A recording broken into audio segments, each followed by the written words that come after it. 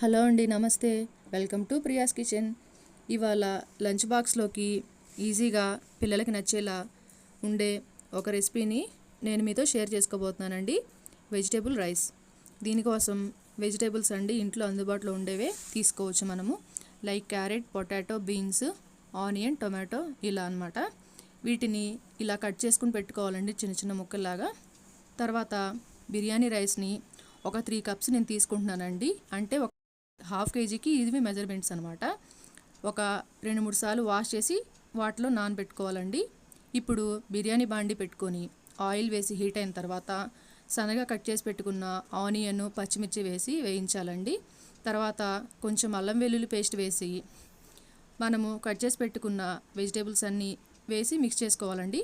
కొద్దిగా సాల్ట్ వేసి మూత పెట్టేస్తే ఒక 5 to 10 మినిట్స్లో మనకి ముక్కలు బాగా ఉడికిపోతాయండి. ఇప్పుడు మనం వాష్ చేసి నానబెట్టుకున్న బిర్యానీ బియ్యంని వేయాలండి. బిర్యానీ బియ్యం అలా లైట్గా ఆయిల్లో ఫ్రై చేసుకోవాలి. ఇప్పుడు హోల్ బిర్యానీ మిక్స్ ఉంటుంది కదండి, అది కూడా మిక్స్ చేసుకోవాలి. తర్వాత మనము బిర్యానీ రైస్ ఉడికేంతవరకు సరిపడా వాటర్ పోసి ఒకసారి వాటర్ మెజర్మెంట్స్ చూసుకొని కొద్దిగా సాల్ట్ మిక్స్ చేసి మూత పెట్టేసి ఒక 20 మినిట్స్ వరకు ఉడికించుకోవాలండి. 20 మినిట్స్ తర్వాత స్టవ్ ఆఫ్ చేసి దింపే ముందు కుంకుమ పువ్వు కలిపిన పాలని కలుపుకొని దింపేస్తే సరిపోతుందండి. మనకి నచ్చితే కొత్తిమీరతో గార్నిష్ చేసుకోవచ్చండి. తర్వాత ఒక ప్లేట్లోకి సర్వ్ చేసుకోవడమేనండి.